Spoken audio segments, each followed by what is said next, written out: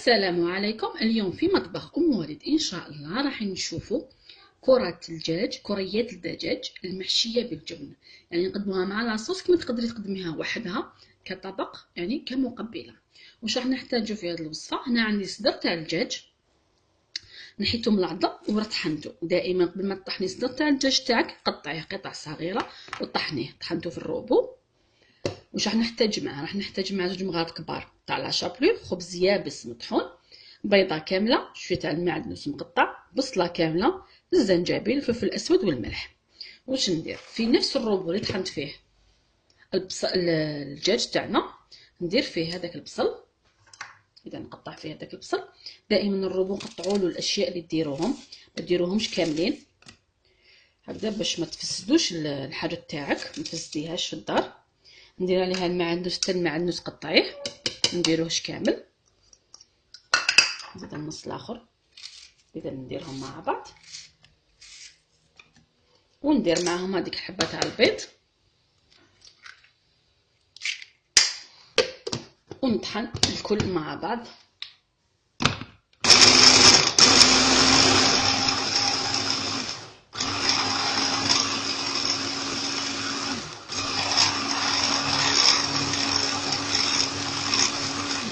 كذا بهذه الطريقه يعني ولا اسهل. نزيدو على هذاك الدجاج اللي كنت قطعته، اللي كنت طحنته عفوا. اذا نزيدو هذا الدجاج. واش راح يخلينا هذا البصل هذا راح يخلينا الدجاج تاعنا يجي طري، اللحم تاعو ما يجيش ناشف كما نعرفوا الصدر ناشف. نديرو لا شابلو. اذا ها هما المقادير كامل.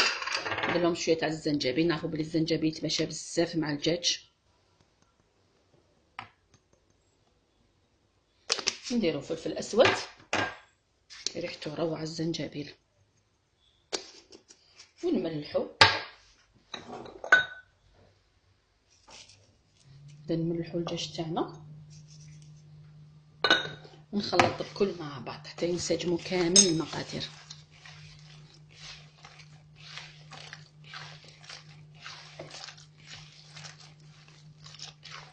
بهذه الطريقه.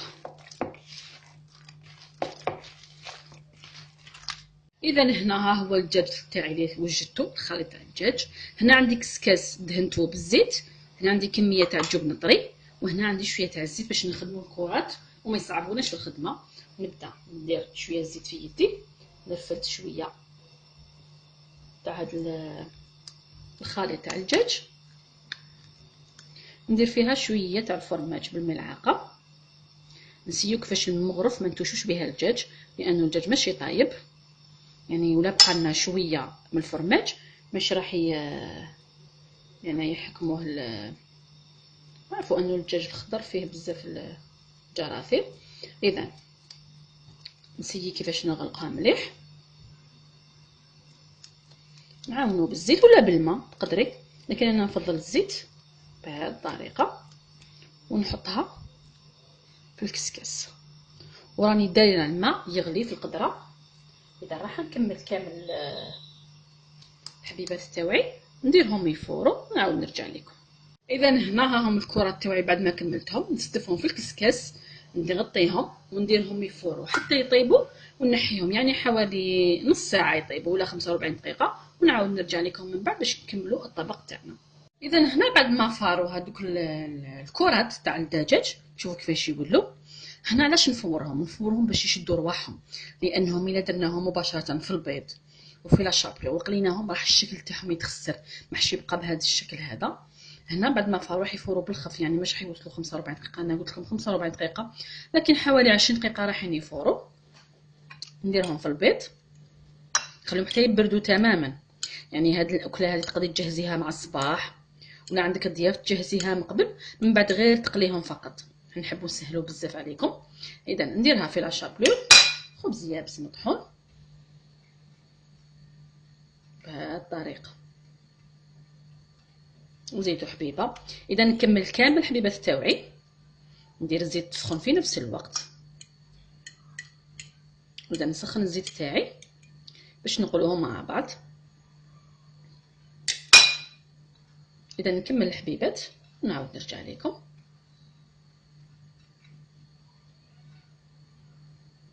اذا هنا سخنت الزيت تاعي، ماذا بكم الزيت تكون شويه سخونه لانه الدجاج تاعنا طايب ياخذ اللون فقط، يعني ماش نحوسوا عليه يقلع حتى يلبس لنا.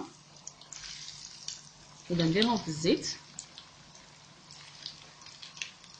وهنا واش راني نطيب انا لهنا في القدره تاعي، هذاك العظم تاع الصدر اللي نحيته، درت له بصله، ملح، فلفل الكحل، شويه تاع الزبده، شويه تاع الزيت والحميصه. درت اون صوص بيضاء باش نقدمهم مع الكرات تاع الدجاج تاعنا. اذا هنايا نقلي الكرات تاعنا حتى ياخذوا لون ذهبي. اذا هنا كما رانا نشوفوا حمرتهم مليح، حمروهم من بعد نحيهم ونقدمهم مع الصوص البيضاء تاعنا فيما بعد. اذا ها هما الكرات تاعنا بعد ما زينتهم قدمتهم مع لاصوص البيضاء والحميصه اللي كنت طيبتها غير بالعظم تاع الصدر تاع الدجاج اللي نحيته. شبحت الكرات تاوعي بشويه تاع الفرماج رابي، شويه تاع الكاتشب يعني تزيين فقط يعني، وعملت لهم شويه تاع المعدنوس. لازم تجربوا هذا الطبق لانه فعلا روعه. راح نقسم لكم حبيبه باش تشوفوا الداخل كيفاش يجينا. بسم الله. اذا ها هو امامكم، والله غير يجي روعه، نتمنى انكم تجربوه. اذا راح ندنيه لكم شويه باش تشوفوا فقط في الوسط كيفاش جانا، الوسط تاع الحبه تاع الدجاج. ولادنا اكيد راح يعجبهم، وهذا الطبق ينول بزاف شهر رمضان. وجربوه، والى الملتقى ان شاء الله مع وصفه جديده، والى اللقاء.